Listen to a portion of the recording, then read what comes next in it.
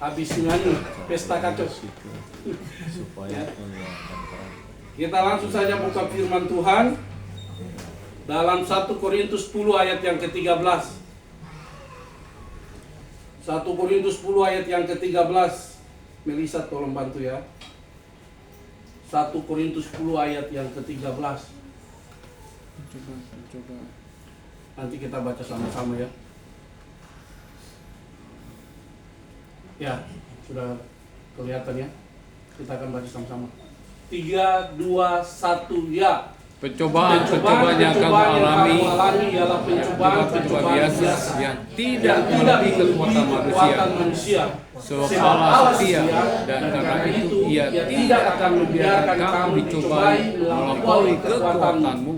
Pada waktu kamu dicobai, Ia akan memberikan kepadamu jalan keluar sehingga kamu dapat menanggungnya. Amin. Saya ulangi ya. Biar mantap. Pencobaan yang kamu alami ialah pencobaan biasa yang tidak melebihi kekuatan manusia. Sebab Allah setia, karena itu Ia tidak akan membiarkan kamu dicobai melampaui kekuatanmu. Pada waktu kamu dicobai, Ia akan memberikan kepadamu jalan keluar sehingga kamu dapat menanggungnya. Amin. Amin. Dari firman Tuhan hari ini saya berikan tema pencobaan adalah bagian dari proses kehidupan. Amin. Pak Gembala, selama kita masih diberikan napas hidup oleh Yang Kuasa, dan selama kita masih ada tinggal di dunia yang fana ini, kita akan diperhadapkan dengan berbagai macam pencobaan dan persoalan hidup. Dan persoalan hidup itu tidak mengenal siapapun dia. Mau kaya, mau miskin, mau tua, mau muda, kita semua pasti akan melewati atau kita akan dipertemukan dengan hal itu. Yes. Ya. Oleh karena itu saya mau bilang, hadapi. Jangan pernah lari dari prosesnya Tuhan. Kenapa? Karena orang yang lari dari prosesnya Tuhan, dia tidak akan pernah melihat kuasa, mujizat Tuhan terjadi dalam kehidupannya. Ya, hadapi. Tapi ada yang tanya saya begini, Pak Pendeta, di proses Tuhan itu sakit, gak enak. Iya betul, di proses Tuhan itu sakit dan gak enak, tapi ujung-ujungnya pasti baik. Amin. Untuk saya dan saudara. Amin. Amin. Jadi hadapi saja, jangan cengeng. Jangan cengeng, Valen ya. Jangan cengeng. Ya. Dan saya mau bilang, Tuhan Yesus saja, Tuhan kita saja dicobai loh. Tolong kita buka di dalam Matius pasal 4 ayat 11. Matius pasal 4 ayat 11 itu sudah jelas. Itu menjadi, Tuhan Yesus menjadi role model buat kita, bahwa kita melihat bahwa Tuhan Yesus dicobai, dia Tuhan. Dia dicobai. Makanya kalau kita baca ini, nanti baca di rumah aja ya, supaya jangan terlalu lama-lama. Ya. Tidak ada. Matius 4 ayat pertama sampai ayat yang ke-11. Maksud saya, cerita Tuhan Yesus dicobai ini ya. Judulnya ada ya. Tuhan Yesus dicobai. Kita melihat bahwa waktu Tuhan Yesus dibawa ke padang gurun itu, ya, di padang gurun, dan yang membawa Tuhan Yesus di situ adalah roh yang membawa Tuhan Yesus ke padang gurun. Dan di padang gurun itu Tuhan Yesus berpuasa 40 hari, 40 malam, 40 hari, 40 malam.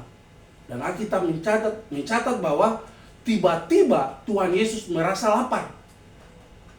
Ada yang tanya, kenapa Tuhan? Dia Tuhan, kenapa dia Tuhan kok dia lapar?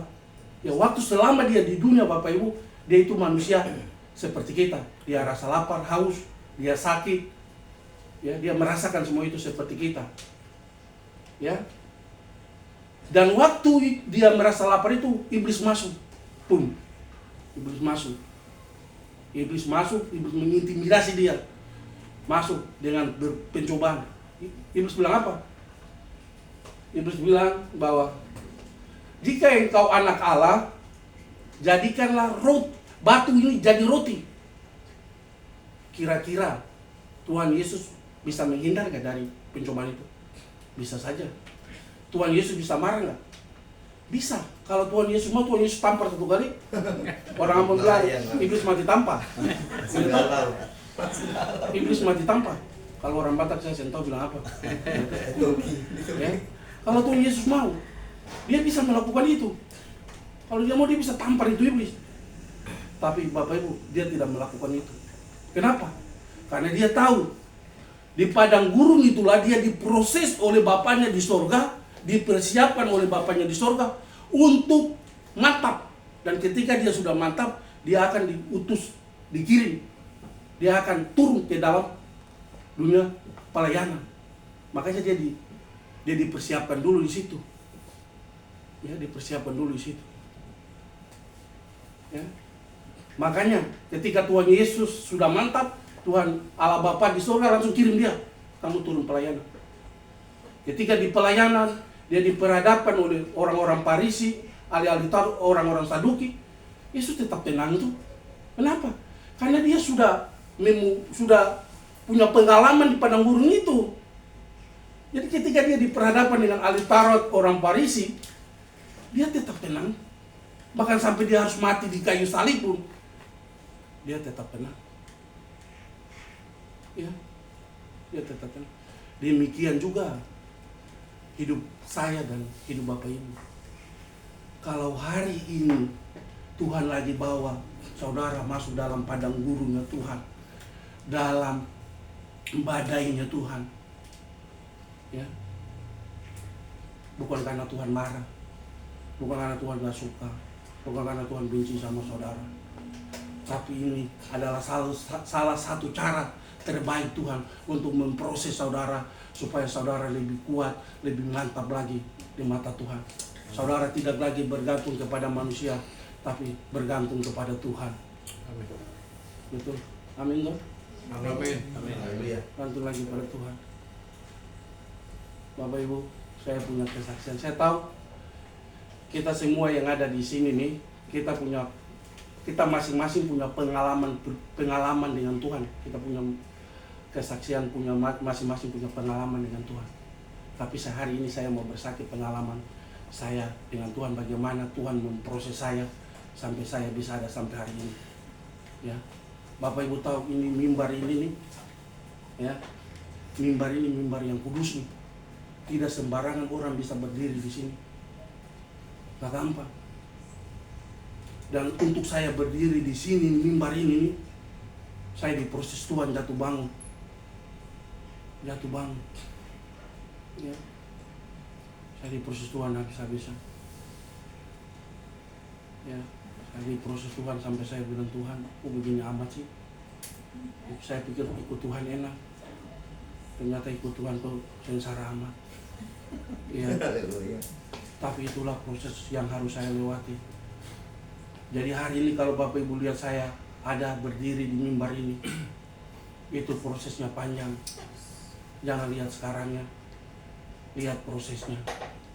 Saya tetap bertahan sampai hari ini. Semua bukan karena kuat saya, bukan karena gagah saya, tapi semua karena kemurahan Tuhan. Amin.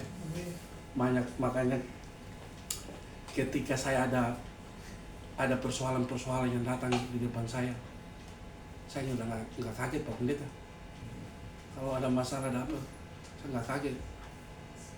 Bahkan saya bilang, kalau saya lagi dalam posisi nggak enak hati, saya bilang, Tuhan saya lebih besar dari masalah saya. Amin. Saya lagi sakit, kurang enak badan, saya rasa demam, saya bilang, Tuhan saya lebih besar daripada sakit penyakit saya. Saya bilang gitu. Jadi jangan cengeng ya. Jadi jangan cengeng ya, sedikit-sedikit ngeluh, teriak ya. Tapi ikutin proses Tuhan. Karena kalau Tuhan proses kita itu memang Dia buat kita itu sampai kita babak belur. Tapi ketika kita bisa melewati itu. Kemenangan demi kemenangan. Dia angkat kita naik, tidak akan pernah turun. Amin. Dia jadikan kita kepala dan bukan ekor. Amin. Amin. Ya. Demikian. Ya, saya pernah dengar kalau nggak salah ya, ada orang di YouTube tuh, kalau saya buka YouTube ada orang bilang begini, seorang pelaut yang hebat tidak dilahirkan dari laut yang tenang. Betul nggak? Pasti dia akan melewati yang namanya badai. Betul tuh Pak Pendeta ini? Iya. Lewat badai, lewat gelombang ganas, baru dia bisa dianggap mantap. Kalau di air tenang-tenang aja bukan itu tuh namanya, Pelaut. bukan pelaut itu. Itu orang yang diambil bilang orang mengayal itu. Iya. Iya. Jadi kita semua harus sepakat ya. Kita harus ikutin proses Tuhan. Amin. Harus ya. Sakit ya. Tapi harus ikut proses Tuhan. Dari firman Tuhan ini ada 3 poin. 3 poin. Ya. 3 poin kenapa? 3 poin. 3 hal besar yang akan terjadi dalam hidup jika kita mau diproses Tuhan. Poin yang pertama, kita akan menjadi orang yang kuat. Gak gampang cengeng yang tadi saya bilang. Gak gampang cengeng, gak gampang ini. Dan untuk menjadi kuat itu kan harus diproses dulu kan Pak. Makanya saya bilang jadilah seperti Daud. Memang dalam tokoh-tokoh dalam Alkitab masih banyak sih orang yang kuat, Simpson, ya, Daniel. Tapi saya paling mantap ini si Daud ini. Daud mantap. Kenapa saya bilang dia mantap? Bukan saya mau membandingkan si A dan si B, Daud dan ini enggak. Tapi saya lihat dia punya pengalaman dengan Tuhan itu membuat saya tertarik dengan dia. Pengalaman dari dia menjadi seorang gembala, ya, pengembala domba, ya, itu luar biasa. Dan Daud ketika dia orang Israel diperhadapkan dengan orang Filistin yang namanya Goliat itu, Goliat yang tinggi besar itu, ya kalau kata udah bilang William Manggil ya, William Manggil itu tinggi besar. Orang Goliat ya, orang yang tinggi besar itu, ya, Daud enggak. Orang barisan Israel itu semua pada ketakutan, cemas, khawatir. Kenapa? Karena mereka melihat Goliat ini seperti satu persoalan besar buat mereka. Oh, ini masalah besar ini. Kita nggak bisa menangani dia. Jadi gemetar semua, takut. Termasuk Saul pun takut. Tampil ini si jagoan kita nih, si Daud. Ini yang hebatnya Daud. Daud bilang, engkau mendatangi aku dengan tombak dan pedang. Aku mendatangi engkau dengan nama Tuhan, Allah orang Israel. Amin. Jadi Daud melihat Goliat itu bukan satu masalah besar. Masalah besar buat dia, masalah yang kecil buat dia. Kenapa? Dia andalkan Tuhan. Yes. Dia andalkan Tuhan. Jadi kalau ada masalah jangan andalkan kekuatan kita. Andalkan kekuatan Tuhan. Karena kalau kita mengandalkan kekuatan kita, Tuhan akan buat kita hancur, sehancur-hancur sampai kita teriak. Tapi kalau kita andalkan kekuatan Tuhan, ketika kita diperhadapkan dengan berbagai macam persoalan hidup, kita sampai juga teriak, Tuhan tidak pernah meninggalkan kita. Bahkan dia akan mengangkat kita. Ya, makanya ayat yang saya juga itu dia bilang ini, Mazmur 37 ya. Mazmur 37 ayat 24. Tuhan tidak membiarkan kita jatuh sampai terletak. Ya. Mazmur 37 ayat 24 ya.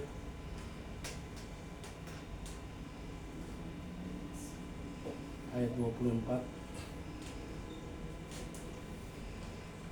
Ya, ya, Tuhan tidak, kalau kita ya, apabila ia jatuh tidak sampai terletak. Ya. Jadi kalau kita mengandalkan Tuhan dalam hidup kita, seberat apapun persoalan kita, masalah kita, Tuhan tidak membiarkan kita sampai jatuh, sampai terletak.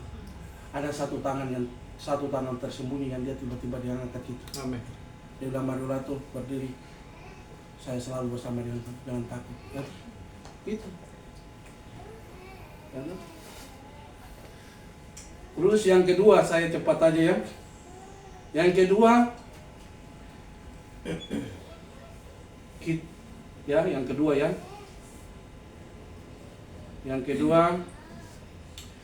3 hal besar yang akan terjadi dalam hidup jika kita mau diproses Tuhan.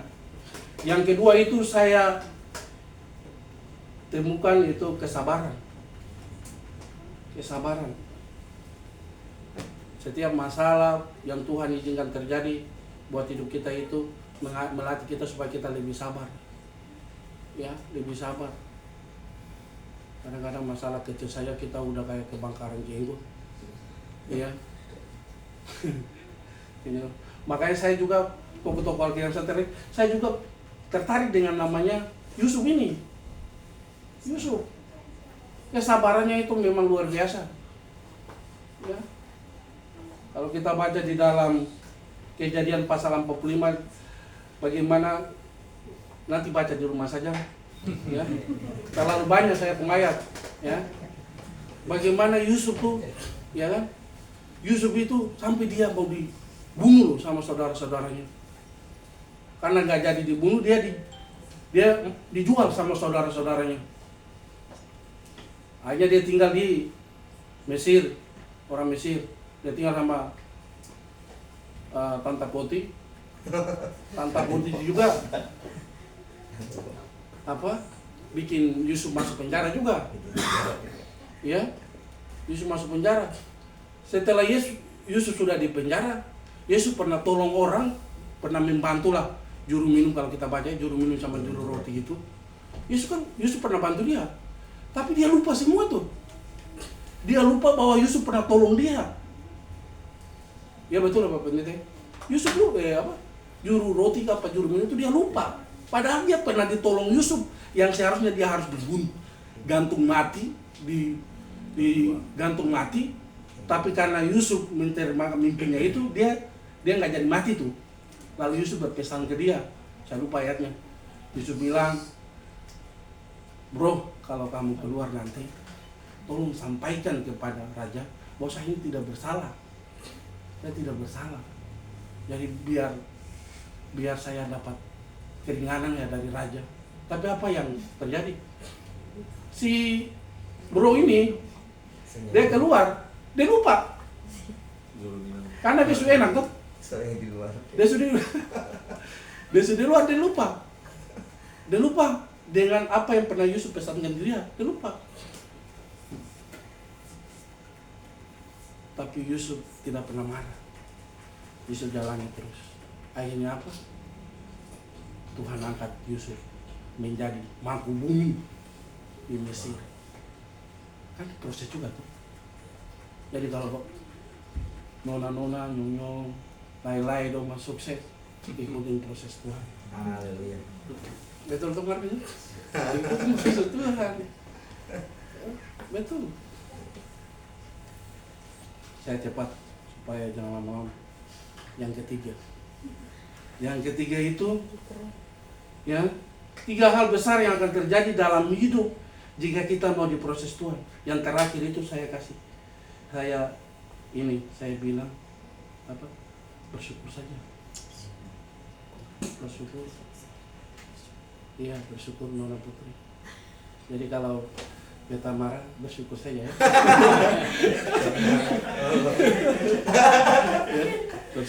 Bersyukur. Betul aja. Bersyukur. Karena begini, kalau kamu bisa bersyukur dengan masalah yang contohnya Tuhan tolong kita bersyukur, itu bukan yang namanya bersyukur. Gitu. Tapi kita bersyukur itu ketika masalah yang besar kita bisa melewatinya bersama dengan Tuhan. Amin. Itu bersyukurnya luar biasa. Yes. Kadang-kadang kita melihat dengan kacamata kita, masalah yang kecil kita bisa menyelesaikan itu, kita merasa saya nih, Saya yang bisa menyatakan, nggak perlu Tuhan, saya sendiri juga bisa. Ya. Tapi kalau masalah yang besar, baru udah Tuhan. Ini gimana nih? Ini gimana nih? Ya, gimana nih? Kesana mentok, kesini mentok. Hanya teriak, Tuhan ini gimana nih? Tolong bantu dong. Ini kalau bukan Tuhan, saya nggak ada orang yang bisa bantu saya nih. Ya kan? Gitu. Dengan pengalaman dengan Tuhan itu belajar kita untuk bersyukur. Ya. Oke. Dan saya pernah bertemu dengan banyak orang yang selalu saya belajar, Pak Pendeta, saya banyak belajar dari orang-orang yang saya kenal. Ketika dia punya cara-cara untuk berkhotbah, cara-cara untuk ini, saya selalu simak. Orang yang selalu memberi, saya selalu belajar dari dia. Kenapa dia memberi sedangkan dia nggak punya? Ya, saya belajar. Jadi kalau kita ketemu dengan orang-orang yang seperti itu, kita belajar dari dia. Supaya apa? Supaya kita lebih semakin hari semakin lebih baik. Jangan kita lihat kesalahan dia dulu. Oh, ini orang, saya mau ke gereja karena lihat dia. Oh, saya nggak mau ke gereja karena saya lihat dia, saya kesal sama dia. Jangan. Belajarlah mengucap syukur. Karena kenapa? Kadang-kadang Tuhan izinkan Pak Karjan untuk menjengkelkan saya itu. Supaya apa? Itu proses Tuhan juga. Jadi bersyukurlah. Ada orang yang bikin kita marah, harus marah, kita harus ini. Bersyukur aja. Dan Tuhan, terima kasih. Kalau bisa Tuhan kirim satu hari 3 atau 4 orang di saya. Ya tuh? Betul kan? Supaya apa? Supaya melatih kita. Betul? Ini baru Tuhan kasih satu saja. Aduh, pusing. Oke. Jadi belajarlah untuk bersyukur. Amin. Apapun keadaan situasi, belajar bersyukur. Berapa menit? Masih panjang. Sampai. Jam 12. Memang Tuhan saya berbicara sampai sini saja. Ya. Tuhan memberkati. Amin. Ingat 3 poin ini, pulang dan renungkan. Yes. Jangan ingat pas keluar pintu rumah ini sudah jual.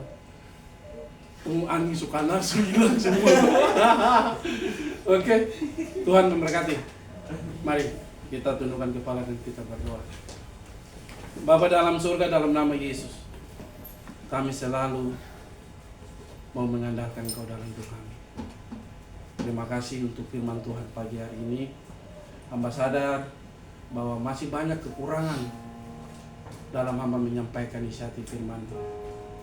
Tapi Tuhan, hamba percaya Engkau yang maha sempurna itu, yang akan menyempurnakan setiap bahasa yang keluar dari mulut saya ini. Sehingga mereka yang mendengarnya, mereka bisa terima itu.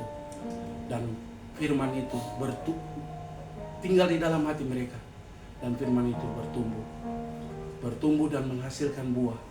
Sehingga orang lain bisa merasakan buah dari kehidupan mereka. Supaya dari hidup mereka Tuhan dipermuliakan. Terima kasih Tuhan. Dalam nama Yesus, hamba-Mu sudah selesai berbicara. Amin. Amin.